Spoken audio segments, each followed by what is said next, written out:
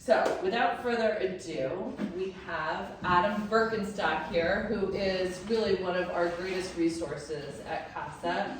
He is the head of our CASA youth group at the high school, which is flourishing. We just had a great meeting this week with the kids, and we've got big plans for the CASA youth group this year.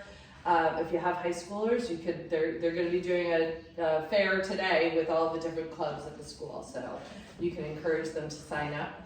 Adam is from the Long Island Council on Alcoholism and Drug Dependence, LICADD, and he is the clinical director and our very good friend. And I give you Adam. Thank you so much. It's a wonderful introduction. I don't have to say anything. Well, I have other things to say, but not about LICADD. So thank you guys all for coming. Thank you to Allison and North Shore CASA. Thank you to the Seacliff Arts Council. This is a wonderful space. I remember the first time we did this at your house, which was wonderful. But this is an upgrade, I think. It's nice to do it out in the community and be around some beautiful artwork, to have this conversation where the issues happen, right? Because this doesn't just happen where I've done presentations for, at this point, how long have I been doing this at LICADD? So almost 10 years, but with North Shore High School on and off for 6 or 7. With the students, they then come out into the community, and this is where they face issues. We would love, absolutely love, I think, for our middle schoolers and high schoolers to come home and say, Mom, Dad, what should I do? You know, Grandma gave you some great advice. I'm never gonna vape. I'm never gonna smoke a cigarette. When my friend says we're going to a party, I know that alcohol isn't for me. I would love that too.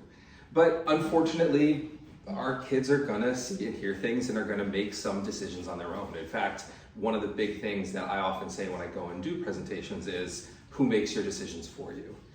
And in the past, where I might have had to do some prompting to get the kids to be a little more open, COVID changed a lot of things. Our kids are very bold. I don't know if you've seen that change in your own kids. And they say, well, I make my own choices. And for better or worse, that's true, right? But we can have a lot of influence in the environments they make those choices in, and a lot of impact when we're knowledgeable parents and community members for them. One of the biggest gateways into the world of addiction and one of the biggest impacts on how they make healthy choices is still nicotine, marijuana, and vaping is the biggest part of that. So, Allison, you mentioned vaping is not new. The first vapes in and around the USA are at this year 20 years old. So, I mean, they're hopefully not still around, right? But vapes themselves are still around. Vaping in general is much older than that. The first vape, I think, was patented in the US about 10 years after it was in China, and that's a little over 100 years ago. So this technology has been around for a long time. This has been around, this has been a thought, this has been in the air, so to speak. When you guys think about vaping, what are the first things that come to your mind? I know he's asking questions. I wasn't ready for this. Yeah. Lung cancer. Yeah, sure, cancer, right? That's a big thing that comes to our mind. And as a newer technology, we always call it new because we're just starting to really study these things. The studies on vapes are at this point only about 10 years old, even though they've been around for 20 years. In their modern, incarnations, we don't have a lot of good data about cancer and vaping. But we are starting to get a couple of recommendations of some medical professionals and organizations saying, hey, secondhand vaping is probably bad for us, right? What other things come to our minds when we think about vaping? I just think like a cigarette. Sure. Just for me. Yeah, we think of cigarettes. It's part of that same web of issues for our kids, right? Nicotine addiction. Yeah, yes, nicotine addiction. Not something I often hear outside of my office, right? And I've been doing this for about 11 years, which feels weird to say sometimes. But we hear nicotine, we think about nicotine, we talk about quitting smoking, but we don't often talk about addiction when it comes to nicotine. We think of marijuana as a gateway drug a lot, right? That gets talked about. But nicotine is a gateway drug too. Have you guys heard of that term before, like a gateway drug? When I say gateway to a kid, I've already lost them. They're like, all right, yeah, you sound just like my mom, you sound just like my dad. You have a TV says this is a gateway thing. to me, the gateway is we draw these lines in the sand that we're not going to cross. In 3rd grade, they had me write a pledge and sign a pledge that I was never ever going to do drugs. And to you, I will say I never crossed it. And I've never lied my entire life. But our kids say the same thing at some point in their lives, right? They're never going to, they're never going to hit their brother or sister again. And they totally stick to that promise, right? They're never going to cause trouble. They're never going to get another B, something like that. But they draw a line in the sand, and that sand shifts on its own, or they sort of push it away on their own, and they cross that line sometimes. And what can happen is that may be now for a lot of kids vaping, whereas before it was cigarettes. Cigarette smoking is way down, but it's starting to peak up again, unfortunately, because of vaping, which I'll talk about in a minute. But whether it's marijuana, whether it's nicotine, whether it's alcohol, whether it's something else, starting to engage in any addictive habit can lead to another addictive habit. We cross out that first line, it becomes a lot easier to cross out the second line. Well, I'm already vaping, he says marijuana helps him, why don't I just give it a try? It's just a different vape than the one that I've used before. It just tastes a tiny bit different, but not even as different as it used to, because now it's just flavored oils, which presents a new challenge for us too, right? Whereas before we might have felt, okay, well, I'm gonna smell it, at least when he comes home the first time, and I can have that conversation with my kid. It can feel like we don't know what we're gonna run into, right? What other worries or fears come up when we think about vaping? Younger crowds, teenagers. Sure, yeah. What do you guys think is the average age that someone uses a substance for the first time, other than nicotine? 10, 11, 12. You guys are very well educated. Which is great, that's good. The average age is between 11 and 13 that someone uses a substance for the first time. And for that reason, it's so important that we talk to our kids younger than we often think. Right? Middle school is a critical time. I speak to students in 4th and 5th grade. I'm going to be doing that during Red Ribbon Week, in fact. And it doesn't mean that we sit down and we say, hey, what is a vape and how does it work? Although I will tell you, 4th and 5th graders absolutely know how vapes work. I have done vaping presentations in 4th and 5th grade. I do it every other year. And the first question I'll ask is, hey, do you guys know what a vape is? And invariably, at least 1 or 2 kids will raise their hands very quickly. Other kids will start to raise their hands, and when I ask, they'll say, yeah, it's like a metal thing, it's got a coil in it that heats up, it heats the oil, and then you inhale. They know 100% how it functions. They don't necessarily know what addiction is, right? What the risks are. That oil and the vapor that it's created is not water vapor or steam that comes out in the shower, right? It's an oil that is risky to your lungs. Right? So all of that is information that's important for them to share. They have some information, but not all of it. What are some of the risks that you guys think of when it comes to vaping? What are the risks that are top of your mind? We talked about cancer, right? Starting young. What other risks come to your mind? I mean, besides addiction, I would say also like formaldehyde and other chemicals in there. Yeah. And also just not knowing what actually is in there. Like, I feel like I heard at one point that you could think it's nicotine and it could be something else. Absolutely, absolutely. This is a very big thing when it comes to vapes. And it's something that I reinforce a lot with young people that I speak to, and I think it's really important as parents that you have these conversations with your kids. Because one, if you go online looking for information, which I do often before I go into presentations, because I want to know what are kids seeing online. I can do the research, I can read articles, and I've had the joy of sitting through a master's program to learn how to read nice, long, boring articles about it. When you go online and you see sites, the first site that pops up often is OK Vape, something like that, which is a pro-vaping website. And it'll say things like there's fewer harmful chemicals in vapes than there are in cigarettes. That is technically true, but the number of harmful chemicals does not equal the harm from those chemicals.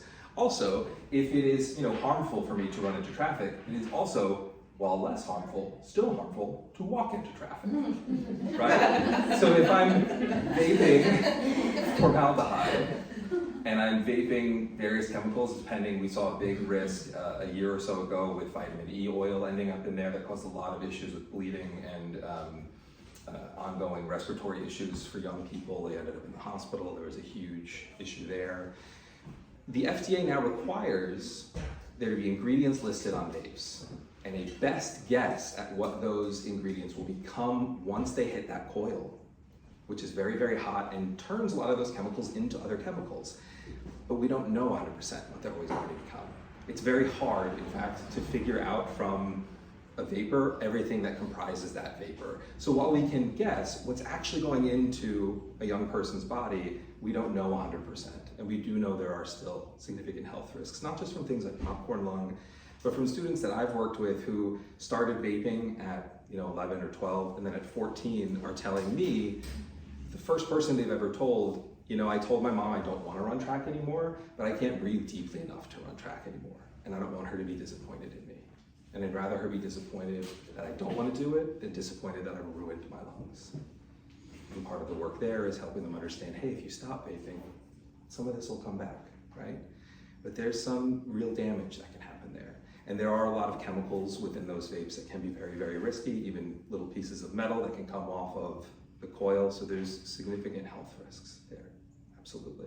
The other thing that I think is really important to know and to point out is that we as adults can be conscious consumers, right? I can walk into, theoretically, I wouldn't, I could walk into a vape shop and say, hey, what is this? What does this say? What's on the back of the package? I can know that what's on the back of the package is not 100% what's really in there because it's gonna hit that coil, it's gonna turn into something else. I'm gonna have to make that choice as an adult. As a 12-year-old, you're not walking into a vape shop to buy a vape pen. How do you think those 12-year-olds are getting vape pens? Older kids. Friends, older kids are big. What's that? That's Yeah, siblings, it's a big place. And it doesn't have to be many. It can be a bunch of different kids. It can be that one really enterprising kid who's gonna be great at marketing in the future, who found a place online to buy a bunch of them. It's like a shady website that didn't ask for anything other than a credit card. And they have a bunch and then they sell them, right? Sometimes they just buy them online with a credit card. They're not able to look and ask. They might not have the information, so just this information is so important to share. They also may not know if they're getting, like you mentioned, a vape with nothing in it, meaning still those risky chemicals but no nicotine, or a vape with nicotine in it, which is beginning them on a more serious road to addiction, because nicotine is a very addictive chemical. I won't ask anyone here, but anyone who has smoked in the past knows how hard it is to quit smoking. It is a really difficult thing to stop, to discontinue. Nicotine is a tough habit to break. And it is a big change for me as a clinician to go from counseling a lot of 30, 40, 50-year-olds about stopping smoking, to talking to 12, 13, 14, 15, 16-year-olds about not smoking, for sure. Are there other risks that you guys are worried about that are top of your mind? Like, this is what I think is gonna happen. I think just to your point, which you've already sort of, that progression, that it's like, okay, I tried this in vape form, and then that idea of like, what are they vaping next? And that it's a quick road from vaping nothing to vaping pot, and that they're not really conscious consumers, it's just, it's a short walk from one to the other. It absolutely is. And we see it all the time in the work that we do and in the school. Everything that's been mentioned, and also obviously it being a gateway drug to other things, but it's also the time that we're in. These screens, and I was one of those moms who pledged to wait till 8 for a phone, but when all of my now 11-year-old friends were getting their cell phones transitioning into middle school, we bought him a phone. Now we have all these restrictions, but he watches these YouTube shorts, and there's rules. You can't bring it into your room, blah, blah, blah, blah. But I'm noticing the stimulus that these kids need, and it's such fast-paced world that getting a high, I could imagine even the best kids getting a high off of something, and a vape, giving you that feeling, and then you're seeking the next thing and the next thing and the next thing. And where does that lead you to? And the information. Sometimes kids don't want to listen to the parents because we're old and whatnot. But if the information is coming in from various angles, from the school, from the friends, from the parents, because it's I don't know, it's crazy, it's troubling, and it's Sure. vaping and all the other things that are out there. So all of that is a concern. Definitely, and that can be one of the overwhelming things, right? Is there's so much to be worried about. How am I going to deal with all of these things that are a problem when it comes to vaping? How am I going to find the vape and get rid of the vape? And how am I going to deal with their attention span? And how am I going to make sure they're hearing it from everywhere? I'm only one person and they're not listening to me. And this is a big piece of it, right? Coalition work, one of the reasons that I love, you're probably tired of hearing it, well, maybe not, that I love CASA and all the work that you guys do. And that I like, working with the youth group and working in the school, is that the more that this message is heard from different places. So even if they get tired, although I have to say, I guess I don't have a very memorable face. There are a lot of kids who are like, wait, how do you know who I am? I watched you grow for 3 years. You're in 8th grade. You threw a shoe at me once. I don't think you meant to, but you did. Then hearing it over and over from me, from their teachers, seeing it in posters, coming into the community and seeing the youth groups sticker shock campaigns when they go into popular restaurants, and hearing it from all of those places, including their parents, is so much more impactful than just hearing it from one place. And I think you're dead on when you talk about how preventing these kinds of issues is not just talking about substance use. It is a big piece of it, right? So talking about the risks that we're discussing today, but it's also talking about things like, hey, when you're having a difficult day, I need you to know that you can talk to me, and I need you to know what that conversation is going to look like. And that has to work for your family, it has to work for you as a parent.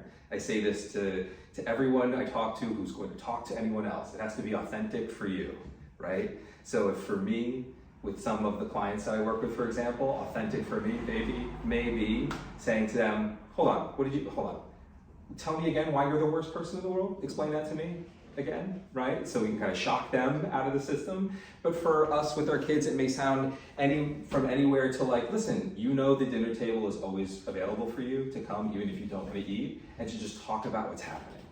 Or that you can knock on my door and I'll sit and listen. But you also know if you tell me something wild, we're going to talk about it after you're done. I'm still your mom, I'm still your dad. I'm still responsible for keeping you safe, right? There's going to be lines, there's going to be limits, I'm not your friend. But you're here, you can talk to me. I give the same kind of advice and I say this to your kids as well, so now you know. If you're out at a party and maybe you didn't make the best choice and you are drunk or you don't feel you can get home safe, and that includes walking home because I don't want you tripping, I don't want you, stumbling into the road or anything, I think all of your parents would be much more comfortable if you called and said, hey, I think I made a bad choice. Can you come and pick me up? Can you send an Uber, whatever? And listen, I think your parents are going to want to talk to you when you get home and say, so what happened tonight? But they're going to be very happy that you called them, as opposed to just mad, right? And being able to show them the difference in those things. So these are all really impactful. The other thing that you pointed out that I really want to mention is, you mentioned it in terms of screen time, but helping them have a way to cope that sometimes includes us, but unfortunately as they get older, reminding them they have a wonderful support system at school. There are wonderful supports in the community with things like the CASA youth group, with places like LICADD that they could talk to somebody. Who are your friends, and do you want to talk to your friend about it? I know you're not supposed to have your phone right now, but it looks like you need a friend. Can you call them and then I'll grab your phone back afterwards? Making sure they know how to reach out and be willing to talk to their friends when they feel upset, as opposed to reaching for a vape. Right? And those are complicated conversations, certainly, but it comes with having those ongoing conversations.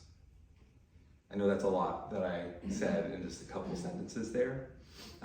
Before we maybe dive back into that, I want to get into some of the basics of what vapes are and what they look like. So because that has changed a lot over time, what do you guys know about what vapes look like? What can they be? The terms have also changed in the past year or two. So they can look a little bit like a flash drive, right? Especially pieces of them that are rechargeable, right? Pen? Yeah, they can look like a pen, right? And very confusingly now, the ones that look more like a pen are sometimes not called vape pens, and sometimes our kid will call them vape pens when unfortunately not being good consumers, they're not technically vape pens, they're e-cigarettes, but we'll talk about that. So there's a few different types. Have you seen like the more boxy ones before as well? We probably see them less around our kids, but more, some adults might be using them, or we may see them on the street. People tend to want to lose those less because they're more expensive. So those boxier ones have a larger battery at the bottom. That's what that box is. It tends to allow people to not necessarily have more of the liquid to vape, whatever they're vaping, whether it's marijuana, nicotine, or just vape liquid, which again is a lot of chemicals and alcohol and oil. But it allows them to change the power that's coming from the battery and the amount of air that's going into it. So when you hear people talking a lot about vaping, how thick is the vapor, how thin is the vapor, things like that, they can modify that. If your kid's talking about that, I would say call me or call LICADD. We're at a point where they're so into vaping that they're really seeing this as not just a habit, but something they're investing a lot of what they see as like recreational time in, right? And so it's more than just, hey, I'm coping, I'm spending time doing this instead of things that I would otherwise be spending time doing, like hanging out with friends, playing video games, even things we may say, hey, I want you to do less of this. I would rather you play video games and hang out with those friends I don't love so much than be wasting time vaping like this. The ones that are really thin, that look kind of just like cigarettes, are usually disposable, but they can also be recharged, often part of it. Those are e-cigs or disposable e-cigs. Sometimes they look like a pen too. They might look a little bit less like an e-cigarette. The ones that are slightly bigger, they often have like a larger cylindrical body and then a mouthpiece. Can usually be refilled. You can change out the coil in the middle of them. So we may see the actual body of the vape, or you may also see like a coil, maybe long or a flat coil around the house. You may see a container of liquid, which could look like an eyedropper case or a flat or a rounder eyedropper case of vape liquid. If it's clearer or an unusual color, it may just mean that it's a flavored vape liquid, though those are harder to sell in New York at this point. If it is brownish, could be marijuana, though not always. I will say, just because it comes up in people's minds, it's usually just nicotine, nothing, or marijuana. It is pretty much never the case that it's going to be something like cocaine, meth, LSD. I haven't really heard a lot of, just because dosing something like that would be really risky. The other things would ruin a vape. And just from a consumer standpoint, it doesn't get sold. So that is unlikely to see. The other ones that you could see are kind of in the middle. They have replaceable parts. So they are often like a flat thing. They look a lot like a long USB drive. And then part of it can be taken out and replaced. It's like a pre-filled container of oil. Or vape liquid. So those are, Juul works that way, for example. Many of the other replacements, we see Elf bars a lot, which have a square body, but those are similar to disposables. It can be and can feel really confusing. I would say it's okay to set a blanket rule. Like, if I don't know what that is, it's okay for me to look at it. And if I plug it into my computer and all it does is charge, you have to explain a little more what this is, and I get to keep it, right? That is not an unreasonable rule to set in an age when vape products change more than once a year, right? If it's an actual USB device, a folder will open on your computer, and that's fine. You can be like, okay, hey, there's a folder, here you go, it's your schoolwork, whatever, have it back. Otherwise, if it's just charging, not a great sign. This happened a lot back with the Juul, charging pieces. We would have parents say, yeah, I got this weird like charger. I was like, oh yeah, that's a Juul charger, and that's attached to your kid's laptop all the time. I had a kid bring one in at a time, and when his parent left, I said, okay, we're gonna have a conversation when mom comes back in. Do you want to tell her? And he said, yeah, I will tell her. I'm here, let's move forward, let's have a better conversation. I want to stop vaping.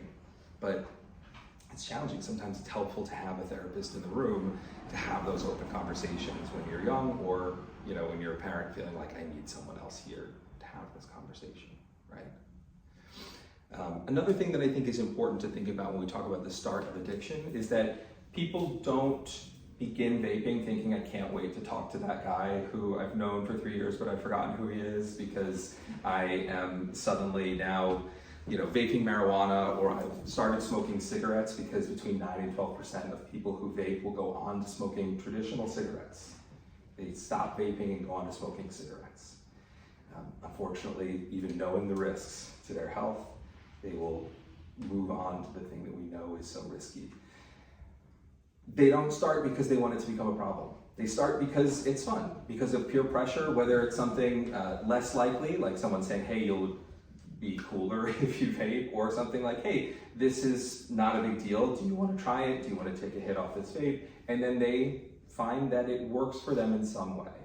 And a lot of times when we're talking in a therapy setting, or when we're just encouraging them to have better conversations as friends, the questions we encourage them to ask are, what is this doing for you?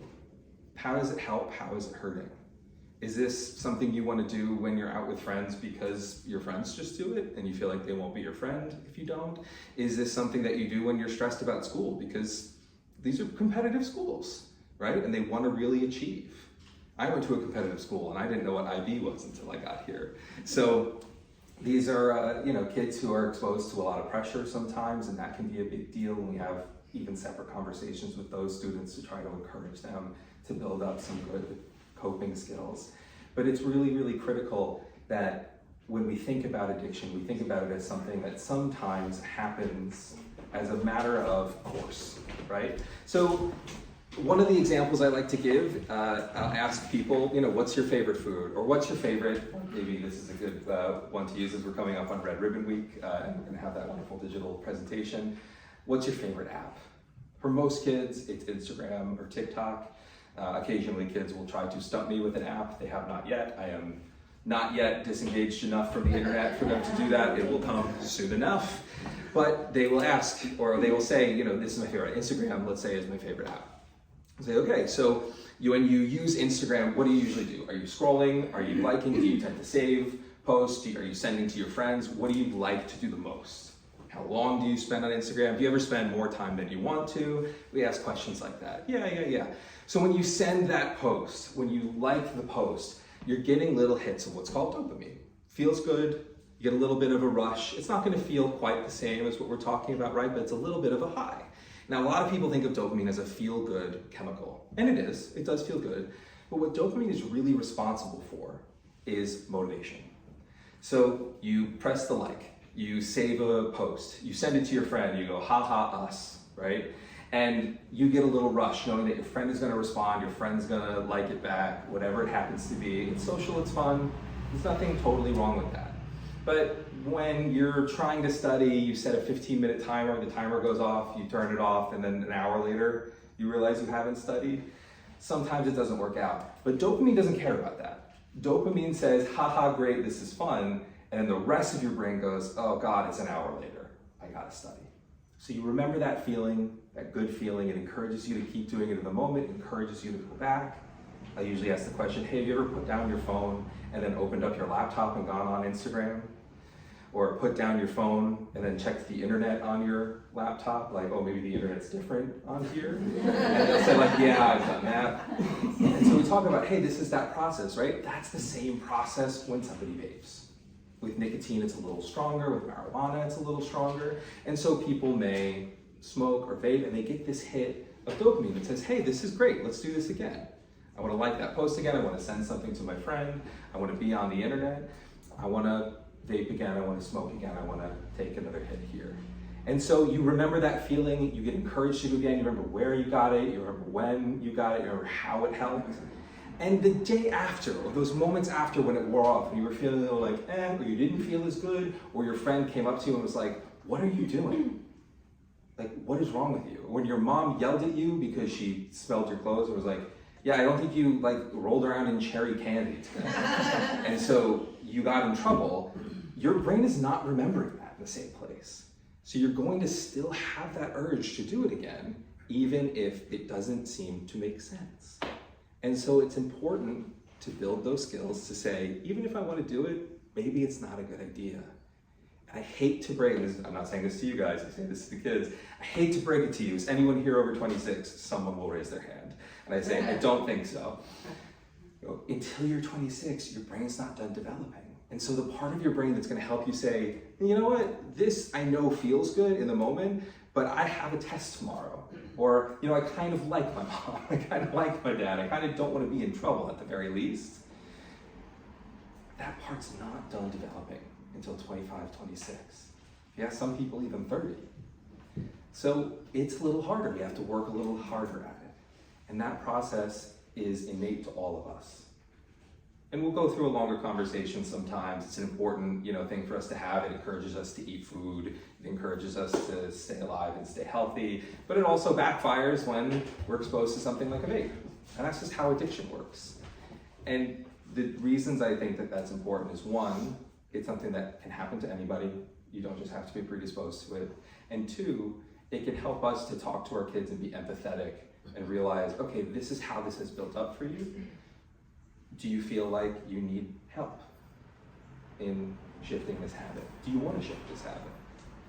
Do you, need other rules at home? Do you, if I'm going to check your backpack when you come home, it's not because I think you're a terrible kid. It's because I think maybe this would help you to not vape if we're agreeing you can't vape, right? I'm setting rules. I think this is what's appropriate at home. I think this is going to help you follow through with this. Those conversations can be tough. Maybe you guys had to have those kinds of conversations, whether it's around vaping or, anything else, and you've maybe gotten some rough responses from your kids. Great behaved kids, that's wonderful. So you'll have no trouble then. So you can share this information with other parents, right? Yeah. Yeah, we went through a backpack check Yeah. period, 100%. And in middle school, there's a thing where a string bag becomes the most popular accessory, and so the string bag goes on the back, and you go, hand it over. I want to see what's in your string bag. Yeah. I want to see what's in your string bag when you're leaving the house. I want to see what's in your string bag when you come back in the house. Yeah. And it was. I think it was a good message. Like, we're not taking things lightly, and we're, we care about you enough to check. Absolutely. Yeah. I think one of the challenges that a lot of families can run into, and again, this may be something that you have as a conversation, because you guys are also incredible ambassadors for the families who aren't here, right? Who maybe should be here next time, who you guys can outreach and say, hey, I know you've had a tough conversation, or it's been challenging to get Joe, Mary, to stop vaping, or to just get on board with having more conversations with you. How do you balance that? Hey, listen, you're not gonna have all the freedom you want, but if everything's going well, you have some freedoms, you have that positive regard for me as a parent. How do you balance that? Because I think you've done it very well. Because I want to say, I know your kids a little bit. I think you've done it very well, and they have this great sense of who they are and of navigating the world, navigating the school. One of the things that I often say when we're doing this work together, I'll often work directly with the kids and say, hey, you got to understand, your parents are there to help keep you safe, and sometimes that means operating in a way where they make sure you're okay, because they know they can't check on you when you go out into the world. So if it's not them and it's the police, if it's not them and then it's someone at school, they don't get to tell the school how to punish you. They don't get to tell the police how to punish you. When you're 18 and you go to college, things will be different. The person who came in before you, or the person who came in, another day, fell off the roof at school, got a really bad rib injury, and is here because he's mandated by school to do drug and alcohol education. That's got nothing to do with his parents. Life is going to hand you these consequences one day. This is another reason why I often say therapy can be a great asset for parents, because sometimes you need someone else to say these things. Therapy is an environment where, I'll speak from my own experience, it's a place free of judgment and expectation. We're going to set goals together. So hey, if you're not reaching those goals, let's have a conversation. How are you feeling about that? What do you want to do to help reach those? But you can come in and tell me you vaped, and I'll be like, all right, what happened? There's no judgment here. There's no expectation you have to do that. It's good that your parents have judgments and expectations. They're helping you grow up to be a great person. I'm going to help you do that in a different way by saying, what do you want to do? If you're making these decisions, let's help you build that sense of accountability for yourself. Your parents would like to do that, but you're not going to listen to them. How about we build that sense of listening to yourself and seeing the value in what your parents are saying? Sometimes when our kids stop listening, it's helpful to have another person involved, right? So I know I've talked about a bunch of different things.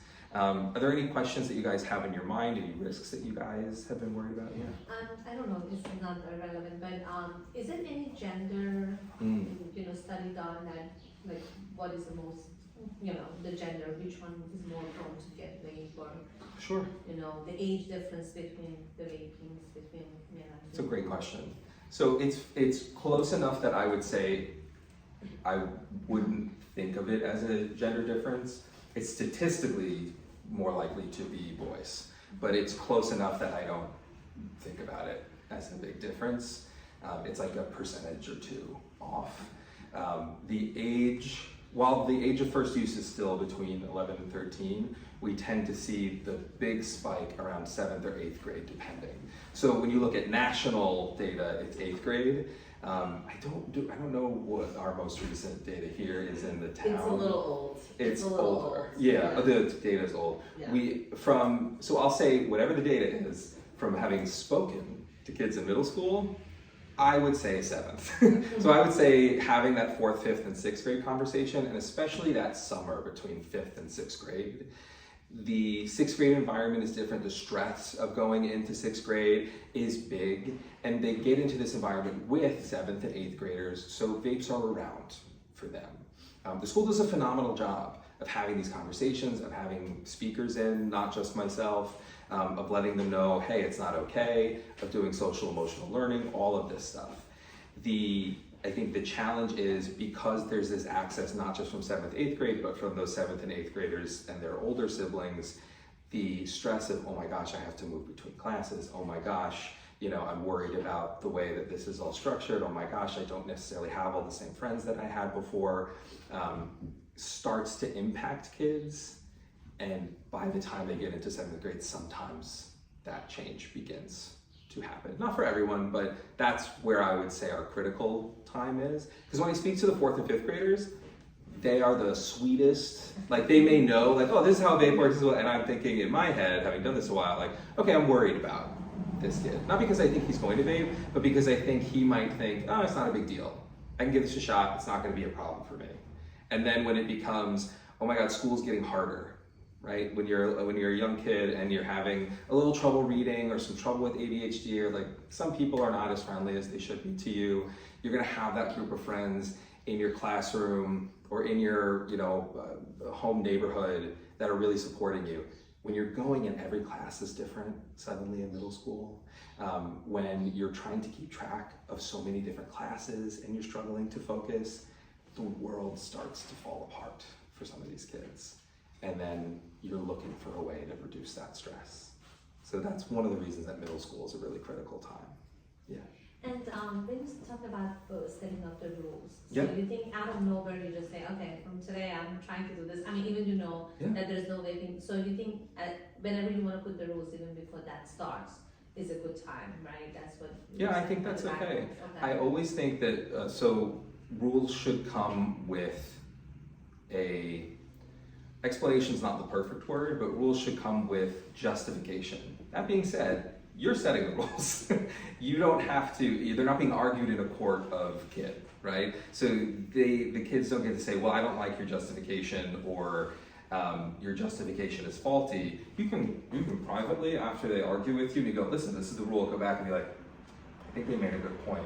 And if you want to shift things, wait a little bit, come back, shift some things.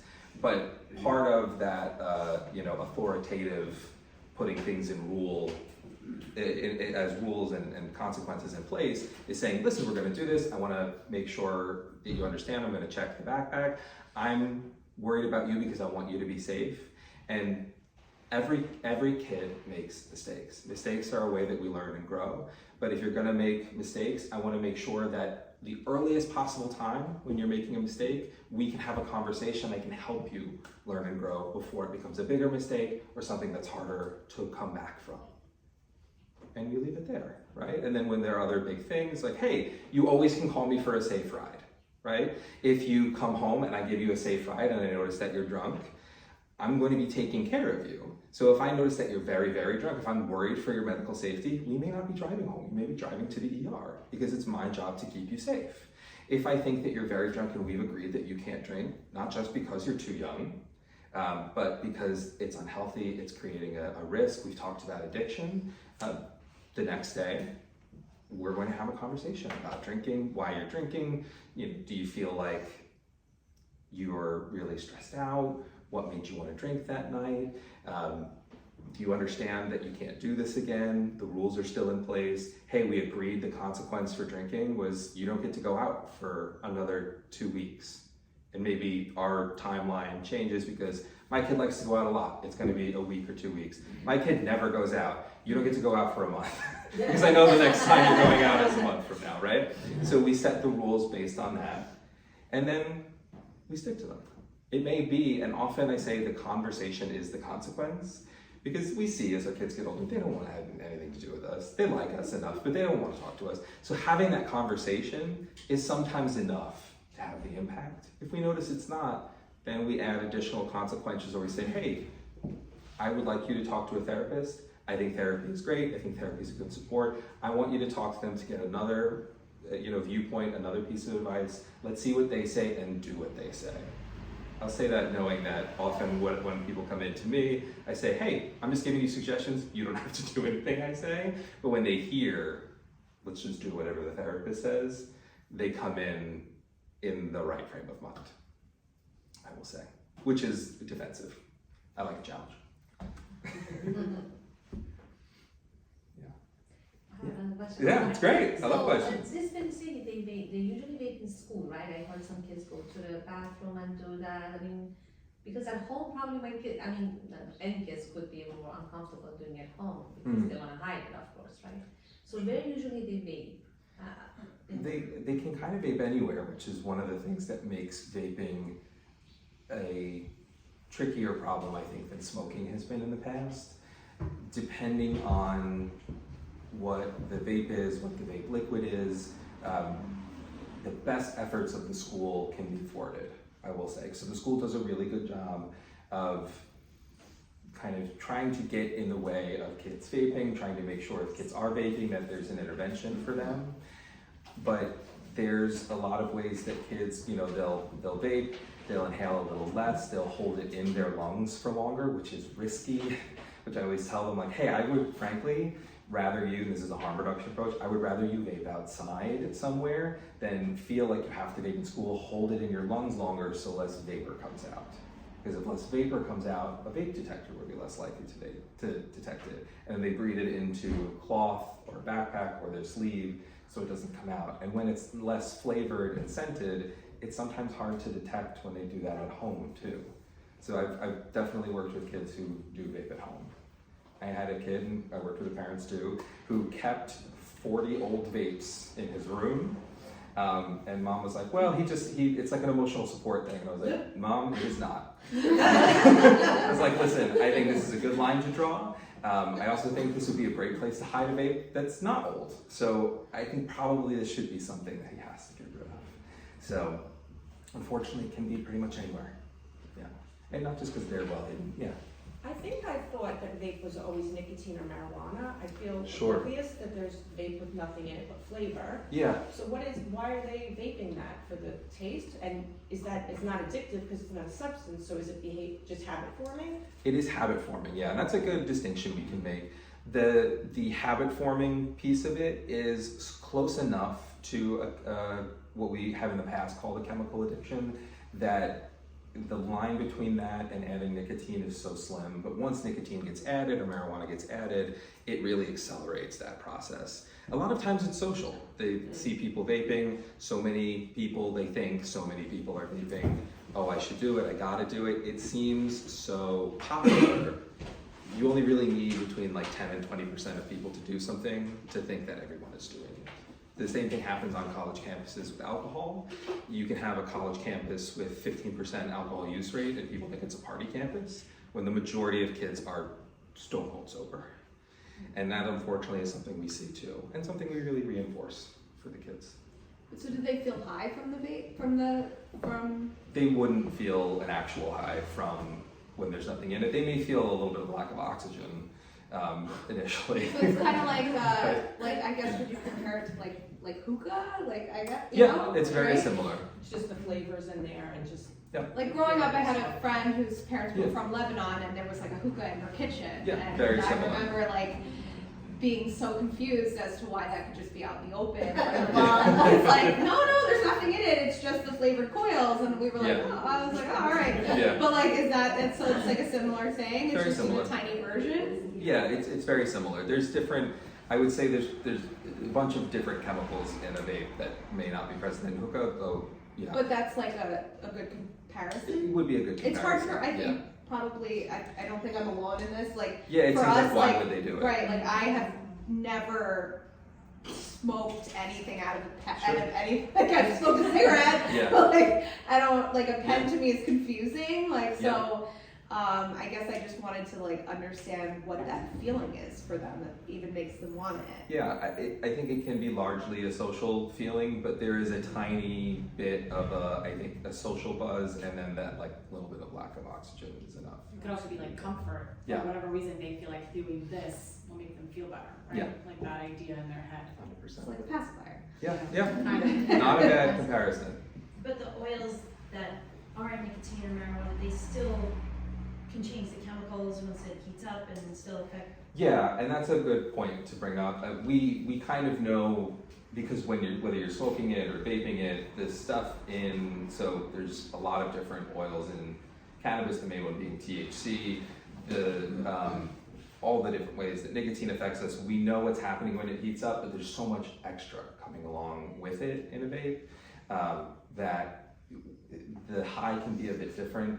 It's already more potent as an oil, but because generally it's about 3 times as potent as it was in the 60s and 70s, and now sometimes they're vaping so much, they get in this habit of having non-nicotine or nicotine vapes. They end up with basically a pack or a 2-pack a day habit because they're smoking so much nicotine, they're going through a pod or 2 pods. And then when they switch over to something like nicotine, it's a huge addiction. When they switch over to something like marijuana, they may green out and lose some control over their limbs temporarily, temporary psychosis, being so high they feel nauseous. They go into such intense levels of use at times where they have no idea how to pace that use, which is a big problem. They also, again, being poor consumers, as young people typically are, right? They buy more candy than they should, they eat more pizza than they should. They may say, oh, well, it all says THC, so it's a THC product. It's illegal, they don't have to tell you what's in it, right? And I mean that because there's nowhere for them to buy THC in a store here. There's one dispensary, I think, still in the process of opening in Suffolk. It may have opened. There's delivery, they can't get it, they're not 21. So if they say THC, THC, or CBD, there's no guarantee there's any actual THC in it. It could be a synthetic analog. It could be things like THC 0 is more expensive, so it's probably not that, but THC 0 is bad. I'll just put that one out there. It's more intense. They may be looking for things like Delta 8, which they've heard of as being a more mild high. It's not going to be Delta 8 because it's cheaper to put something else in there. And so that's a big risk. Legal marijuana is more expensive for them to find. Excuse me, 2 quick questions. Yeah. I don't know what they are, but in terms of, can you just clarify a little bit in terms of like some of the younger skewing kids? Like Yeah. I have an elementary school entering 5th grader. Yeah. And so what are you finding is like the real value proposition for like not engaging or you know, is health, is it like, you know, like where is it different for each kid? Like what are the real things that work for prevention? And then I just throw it all out there. My other question relates to the vaping of the nicotine substance. I have had adults vape in front of me and tell me there's nothing in it. It's just air. Like it's totally fine. So can you maybe like what? I feel like that misconception is an important thing for us to be informed to counteract in a respectful way. Yeah. And I don't feel fully equipped to, besides Sure. making them feel dumb about it. Sure. So to that question, because it's a bit quicker, what I often will tell people is like, okay, well that's not true, right? It's not air. There's oil in the vape that gets superheated to the point where it vaporizes. So just like you can boil water and it vaporizes, you're boiling oil, which is now vaporized. I don't want to inhale oil. You know, I can inhale, I don't think the air quality is particularly good, but I can't avoid that. But I don't want to inhale the oil coming out of your pen, is what I'll typically tell people. And you can also often... I'm advocating self-advocacy. Oh, sure. Is that what you're saying? Like, Yeah, I don't yeah. want, like, you're... Yeah, I would say like, listen, I understand what you're saying, but you're wrong. And there's oil in the pen. Like you can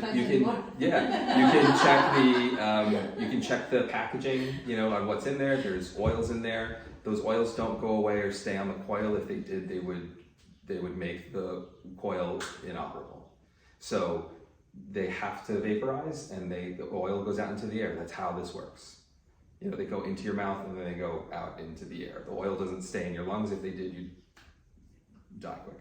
So unfortunately, there's oil coming out in the vapor. And the oil's going into their lungs, it can't be good for their lungs It's not. either. No, it's not. Like that I mean, person- I'm not saying that that's not a straight assumption, but do we know that this is bad? Oh yeah. Okay. Yeah. I mean, we've seen plenty of negative outcomes from it. I think the challenge is like when you want to get definitive science answers, it's 10 to 15 years of research. So we're at like the 10-ish year mark.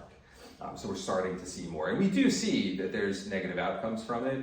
I think what people want to see are the consistent negative outcomes that we see with cigarette smoking. But it's important to remember that cigarette smoking has dozens of negative health effects. And that's what I think we're seeing with vaping too. And that's what's going to happen. Yeah. I'll come back to the... Yeah. Well, I just, to Yeah. Lisa's question also, like in my own house, you know, Adam does such a great job because I've seen his presentation to the younger kids, and it's about building a foundation and like consequences and good choices and all those things, and it's beautiful. And you know, that's like the marathon, like that's the long game a little bit. And so sometimes in my house I do play the short game, which is like, do you have any idea how expensive this stuff is? Yeah. And like, I'm serious, like you want all Grammy's Christmas, like, you don't want Grammy's Christmas money going to like having to buy this and buy this and buy this, because once you start down this road, like it's really expensive, and like you're just gonna keep wanting it all the time. Yes. And that's a real financial issue, and I do impress upon them 100%. how much of their money would go to this. There's a real value there too, because so the presentation that you're speaking to, we talk about these different areas of life, what helps you feel accomplished, who supports you, what helps you to have fun, and you know, will vaping get in the way of that, and are there healthier ways to do that? And health is a big thing for younger kids because it's been such a big conversation for them throughout their whole childhood of like, oh, this helps me be healthy, this is helping me grow period. We don't usually say big and strong anymore because, you know, kids can be short, it's fine. It's like, you know, but it's helping me grow. And it's a conversation they're used to, so like, oh, I don't want that. Like, what do you mean it can hurt my lungs? Like, I like to run around, I like to play, I like to do this, I want to be able to focus, I don't want to feel tired, you know, I don't want to risk this thing overheating, all this stuff. So that's really motivational, and I think bringing in things like this is going to be expensive, this is going to, you know, my friends might not want to be my friends anymore. All of this is helpful because the goal of that presentation and why we try to bring it into the upper grades is the arguments you usually hear from your older kids are, well, no, it's actually safe. Okay, what part of it is safe? Which part of it, where did you hear it, what's your resource, etc. We get so narrow in those arguments and in the conversation about it. It's like, right, and where are you going to get the money? Is this where you want to spend your money? And he goes, well, I can spend my money however I want. Okay, great. when you're 26 and you're starting to figure that out and you get more and more responsibility of where you need to spend your money, things that are losing conversations when the kids are older, right? But if you impress upon younger kids, hey, there's all these parts of your life, right? And it feels like a big deal when you're 5 and we lose it. We like think about all these parts of life, we get really focused on minutia. All of those things being in mind stay in their mind when they're young kids. So health is a big one, money is a big one, how do you have fun, all of that is helpful. I was just gonna add to, like, they're so in the moment, right? Like, kids live in the moment. You can tell them, well, you don't want lung cancer in 20 or 30 or 40 years. Yeah. They don't care. Like, Yeah. I've had 2 melanomas, and my son still won't put on sunscreen, right? Like, Yeah. he's seen me go through the surgeries. He Yeah. still doesn't care because it's not in the moment. Yeah. And I think, like, I've had those conversations with him too about Yeah. drugs, and like, he wants to be an athlete. Well, it's not gonna work if you're doing, but it's Yeah. still, it's like, to Allison's point too, it's really all about now. They don't care Yeah. about the future, they care about right now. So Yeah. I think it has to be something that is going to affect them now. Yeah. I will say too, if any of you guys are involved in sports at any level within the schools or connected to the coaches, we have a coaches conversation, a coaches training. It's called the coaches training program. Don't love the title. I've shifted the title. Kind of a coaches conversation to say, hey, sometimes the kids will come to you instead of parents or instead of each other. How can you redirect them? How can you have like a good, healthy 2-minute conversation to say, hey, not good, gonna get you in trouble. You should talk to mom. You should talk to the social worker. You should call LICADD, etc. And kind of move in a healthy direction. So I really encourage that because coaches can be a really huge support in kids' lives. Can we talk about, I have a kid, I have one that is like anti-sports, but she's involved in the schools. Yeah. So maybe like we could talk about other. Yeah, so hey, non-sports kids. a which big are one. Theoretically, like those are the kids It's a who lot of kids, yeah. are at risk. Not my So some great resources are joining things like we have the CASA Youth Club, which we're hoping eventually over a couple of years to expand to have younger members too.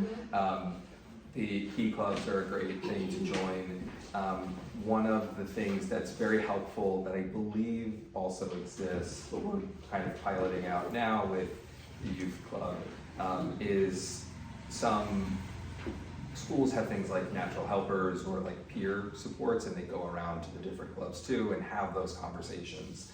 I think that the goal really, and one of the reasons that I often say, you live in a town and in a set of communities that has one of the better coalitions on the island, is that the more places they see this messaging, the better. That whatever you do to have fun, whatever you do to better enjoy yourself, there are going to be places where you're at risk, and there's going to be places where you can use that hobby, the way that you have fun, as a source of resilience. So kids who are part of a gaming club, there's a risk, of them falling into bad habits, and there's also a way for them to do that and really focus on sobriety because they value, the gaming or reading, or I think Key Club is really focused on positivity, and so is ours. But there's those resources as well. I have a question. Is there any correlation between candy addiction and TV addiction to vaping? Because one of my daughters, I can't stop her, and if I don't yell at her, seriously, I'm like, you need to stop. And I try to make a timeline, she will not stop. The other one, if I say stop, she stops, right? Yeah. So I know she has that component of not want to leave something unless I'm on top of it. So is it anything that I can do as of that, so make sure she doesn't carry? Yeah, so there's some studies about it's I wouldn't call it addiction transfer in those studies, but that when you see impulsive or compulsive behavior in other areas, then it tends to increase compulsive behavior concurrently. But the studies that I've seen are more like if you are eating chips and drinking soda, you will smoke more weed at the time. So not you will smoke more weed later. Or if you're watching TV, things like that, you will smoke more weed than you would if you were just smoking weed on your own. I would say it's really helpful in situations like that to bring in things, not like sitting and meditating for 5 to 10 minutes even, but like some mindfulness skills, work on things like impulse control, because that's maybe the underlying issue at times. And it can certainly be a challenge. It doesn't have to lead to those other things, because there's other barriers that exist for our kids too. There are going to be those kids who say like, you would never catch me around this stuff. And it doesn't have to have anything to do with the rest, but it can be important to build up that sense of, I have an internal place that tells me to say no here. Yeah. Adam, should we call it? Sure, Or if I'll be any- here for a Yeah, minute. if anyone has, I have one Oh, more question. oh, sure. Sorry. I was just curious, do you know, and it's a quick one, like, do you know the percentages of like, if you smoke, if you vape something without anything, to go to nicotine, to go to marijuana, to go to hard drugs, like, I'm just curious, if you don't know, that's okay. I don't actually. The ones that I know are really going from any vaping to cigarette smoking, which is between 9 and 12%. What we know is that beginning with any substance does increase your risk of ending up with a dependence. And the earlier you use a substance, usually between 11 and 13, but before 18, it increases your risk of dependence anywhere between 3 and 8 times. So it's a big risk the earlier someone uses the substance of abuse. Yeah. It's sold like candy at the bodegas and the gas stations too, so that's enough. It's right across from the school, they're like, oh, this looks interesting. And packaged like candy. Yes, Yeah. flavored like candy. Absolutely, absolutely. And a great thing to advocate locally about removing, Yeah. which I know a lot of advocacy is done in that area. Yeah. Yeah. Thank you so much for having me. thank